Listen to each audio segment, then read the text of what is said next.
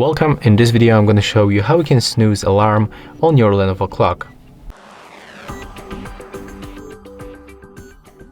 Okay, so to make it you have to activate the voice detection, and after that, when the alarm will be turned on, you have to say snooze alarm, and of course we have to wait until the alarm will be activated.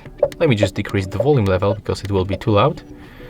We have to wait around 30 seconds, so just be patient.